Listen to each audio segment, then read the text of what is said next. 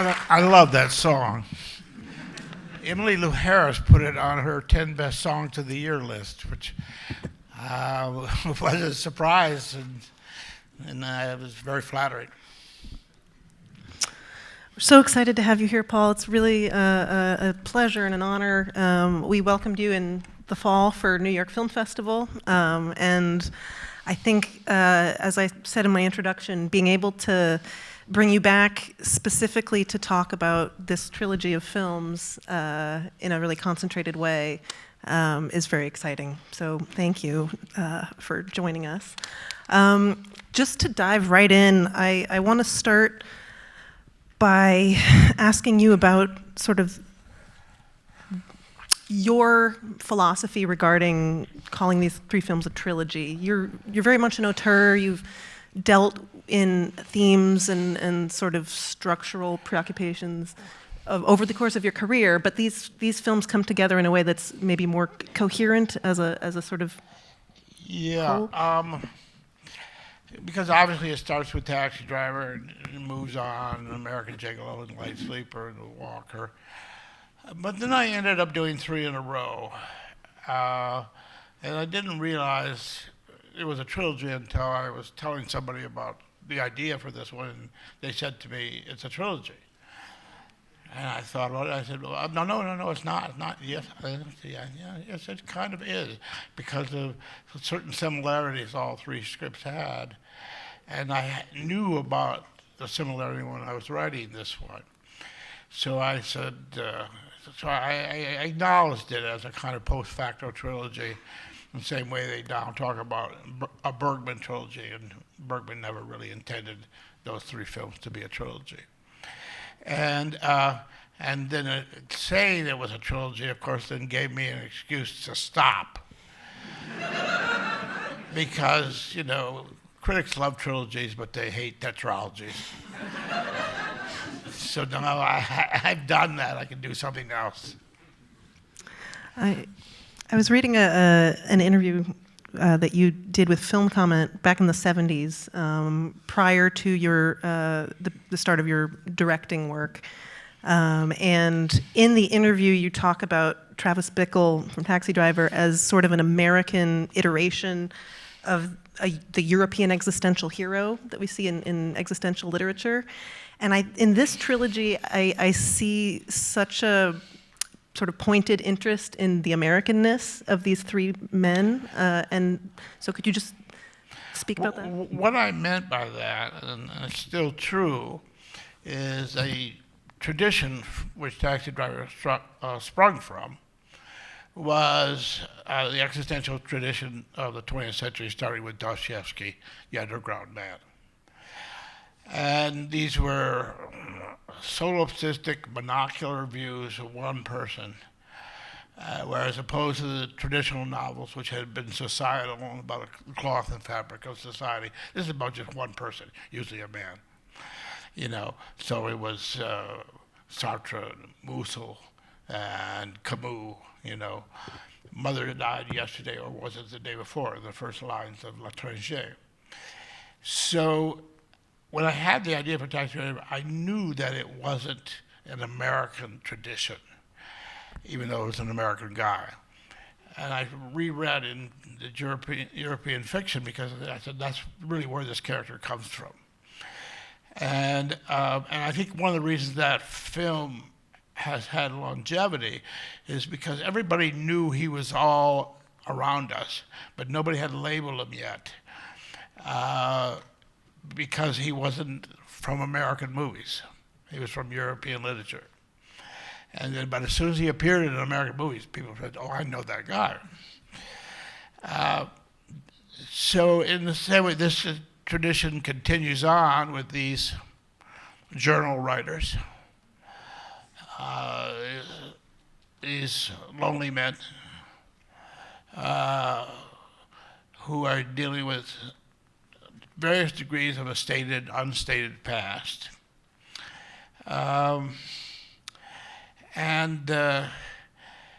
What I think really, what these three films have in common, the reason why I'm willing to go by that rubric, they're all about guys in a room writing. I like that. They're all monotone. Very recessive characters who have something they're hiding from. And when I was writing this one, I said, in First Reformed, this one I mean, Master Gardener. When I was writing on First Reformed, I said, this guy, he's really trying to touch with God.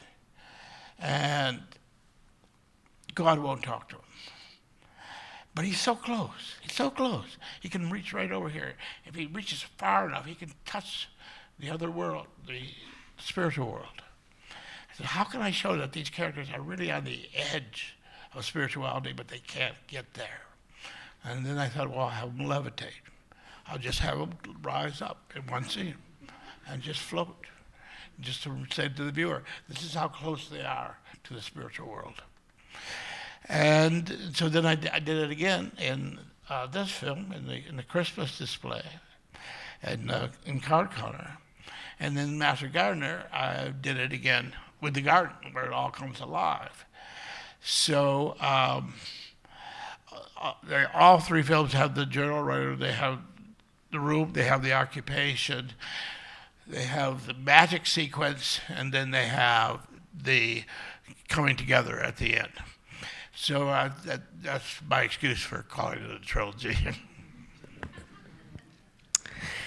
In terms of the two films that we saw this evening, First Reformed and The Card Counter, there's a particular interest in, or sort of treatment of the U.S. military specifically. In First Reformed, it's more oblique. It's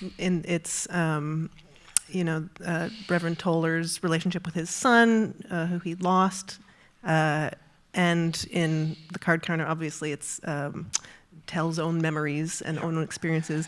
Well, ideally, you would like not to use flashbacks because you would like the viewer to create his own or her own flashbacks. So in Taxi Driver, you knew that this guy was in the military because he had a military jacket, King Kong Company, and he had a USMC shirt. But otherwise, Vietnam is never mentioned.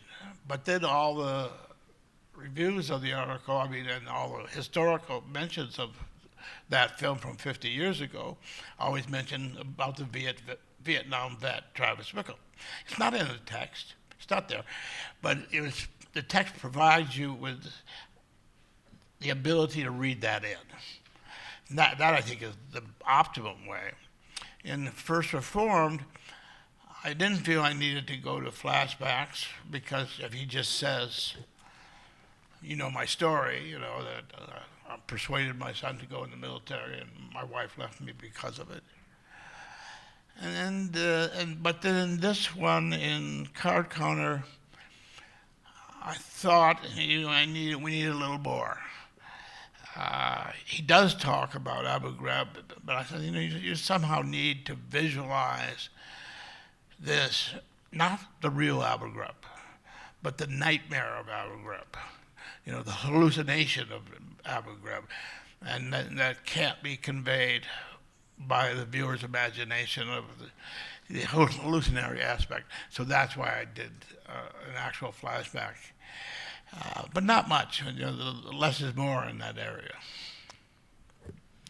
I think in sort of the flip side of the preoccupation with violence and sort of these aggressive forces, these films all propose an answer to this problem of loneliness and alienation and the need for punishment and redemption through sex or through a sexual connection or a particular kind of connecting with another person. Do you see that as sort of an answer to the forces that are on the sort of military side of the equation? Well, there's an arc. It starts with the purgation of the Judeo-Christian tradition blood must be spilt, a sacrifice must be had, you know, and you must be part of that sacrifice. And so the ending of Taxi Driver is the blood is spilt. Then gradually, as the films go on, it mutates to blood is spilt, but then there is still a human connection. And finally, in Master Gardener, no blood is spilled, and there is an even more romantic connection. So that is the arc going from the young man's, as I said before, the ending song in Master Gardener is, the lyric is, I don't want to leave this world until I say I love you. And when I made Taxi Driver, I was feeling I don't want to leave this world until I say fuck you. And now I'm saying I don't want to leave this world until I say I love you. So that it takes 50 years, but it's a...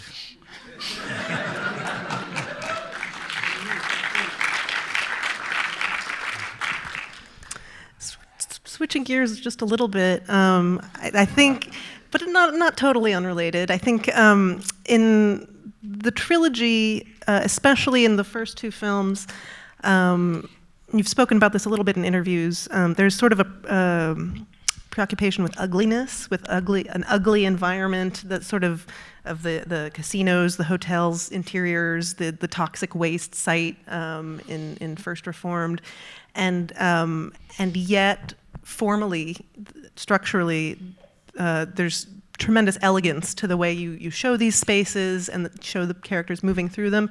Is that tension something that is born in the script, or does that come more?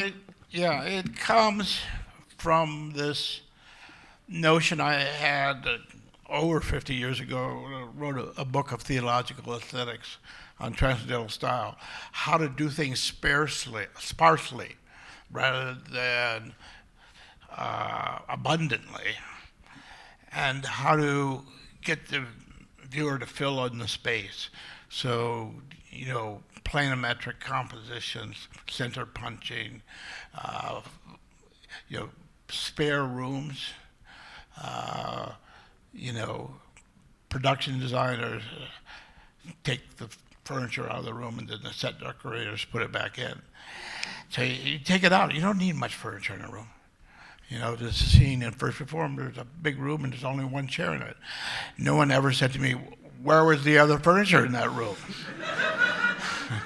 And you see him in his, the card counter in his apartment, and you say, where's the stuff on the walls? Well, he's protecting himself in those sparse spaces from the visual chaos of his purgatory. And so this whole idea that you can do less, and a lot of it has to do with time.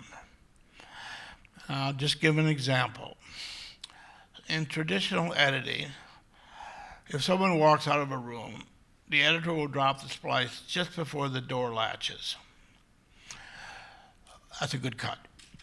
When I first saw Bresson's Pickpocket, I realized that he was holding 2 beats after the door closed. Door closed, 1, 2, cut. Now what's happening in those 2 seconds? Nothing. Oh no, something is happening. It's time. Time is happening. You're just looking at a blank door, and time is still running. So then what happens if you hold on the door 4 seconds? Hold on the door 10 seconds. How long can you hold on that door before the audience gets up and leaves? And that's the manipulation of time that you're trying to do to create a sense that something will happen. Something is coming. And these characters they always talk about, I was waiting. They're all waiting for something. And if you can create that sense of waiting in the viewer, something is going to happen. Trust me. But you're going to wait. Good things happen while you wait. And if I tell you that I'm going to service your need to move the story along, I can't get you to believe in waiting. In the card counter, Tell speaks at various points about his reluctance to work with a big money backer. He prefers independence, he prefers control, he prefers anonymity. And in looking back at the interview that you did in the 70s as a working screenwriter, you touch on sort of a similar framework for thinking about your own work in terms of rejecting the more lucrative paths in some cases in exchange for control and independence. And well, I mean, it used to be the rule of thumb in Hollywood, 2 for them, 1 for me. That was if you were lucky. Now, with the new economics of film, you don't necessarily, I've done now 3 in a row for me, and I'm doing the 4th one this year for me. So I can now make films in this budget range that are responsible. I used to say, because this Francis Coppola, who sort of taught all the people in my generation, says you just believe you're making a film long enough and someone will agree with you. and I used to say to, literally, I was in the old days, the studio days, I'd say, this is your lucky day. You only care about one thing, making money. I only care about one thing, making money. Let's make some money together. Well, that was a lie. And it was a productive lie, and sometimes it was an effective lie. Now I don't have to lie that much anymore. I can say, I will make you whole, which as a good Christian steward is all I need to say. I don't have to make you rich. But if you invest in me, I'll get you your money. And I can now get them their money back with these lower budgets because of the technology involved. Did this perspective, this sort of ethos, inform the character of William and his sort of way of moving through the world? Yeah, well, I mean, obviously he's on drugs. The drug is the cards. And I first came up with this notion. I was watching World Series of Poker on TV, and I was thinking about people in casinos, who just sit there. You used to have to pull the lever. You don't even have to pull the lever anymore. It's just hour after hour. I said, well, what is it in it for them? I said, well, this is a drug. This is a purgatory. This is a world of having no feelings. You can go into a casino and come out 6 hours later and nothing has happened. You just lived in the anesthetic. It's like alcohol or any other drug. And I said, what kind of person is so drawn to this? If you're a vibrant male with possibilities and intelligence, why would you be drawn to it? Well, you must be hiding from something. What are you hiding from? And so that's where the idea came from.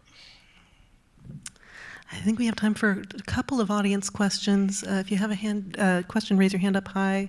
I saw one in the back right there. Yep, keep your hand up. The mic's coming. There you go. Hi. I don't know if it's on. Okay, cool. You spoke a little bit about the aesthetics that informed your editing decisions. And I was wondering if you could talk a little bit more about your cinematography, the aesthetics that informed the cinematography direction. The question about the aesthetic approach to the cinematography? Yeah, in the same way you explained, how Bresson. You're just going to have to talk a little louder. The cinematography. Can you talk about it, please?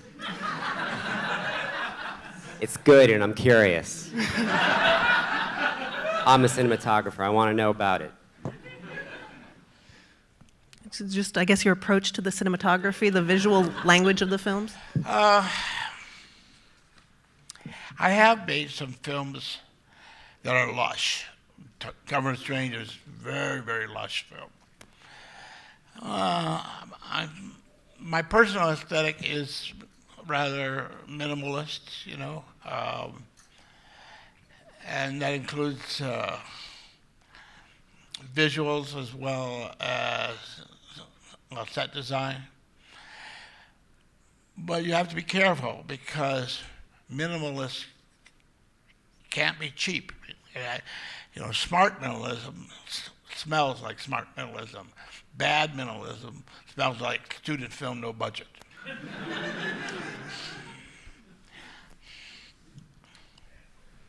I see a question right here. There's a mic right behind you. Hello. So I am from the part of Mississippi where Card Counter was shot. The Redneck Riviera. Yeah.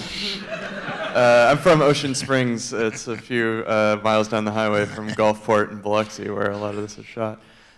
So my question relating to that is, what is the thematic valence that shooting in the Redneck Riviera gives you in this movie? Well, it has to do with incentives. So it starts with Mississippi. You're looking for a casino city. So is it going to be Atlantic City? Is it going to be Vegas? Going to be the Gulf Coast? Otherwise, you're just in Indian casinos. And so you're looking for incentives and cost effectiveness. And you just start breaking it down, and you get more bang. We got more bang for the buck in Mississippi than we would have gotten in Vegas. And also because everything was cheaper there, and that's why it's called the Redneck Riviera, because it's cheaper. And so that's where we ended up.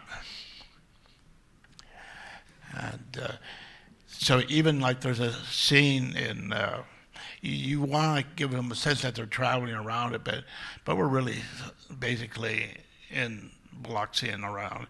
So we have a scene at a hotel, and so digitally you put in the homesteader, which sort of suggests Nebraska. But of course they were still in Mississippi. I think we have time for just one more. I see one right here in the middle. I think there's a mic right over here. This person right here. You can keep your hand up. There you go.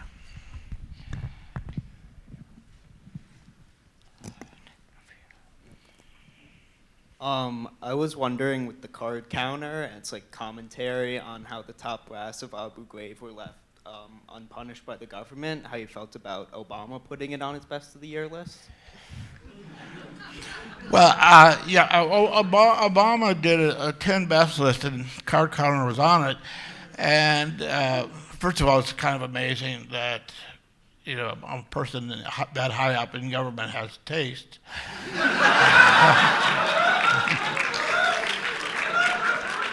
But secondly, he was there when Abu Ghraib was going down. That's what was the most shocking thing. Is that he thought it was a terrific film, even though it was some of it was happening under his watch. I think that's a striking note to end on. So thank you. And thank you all.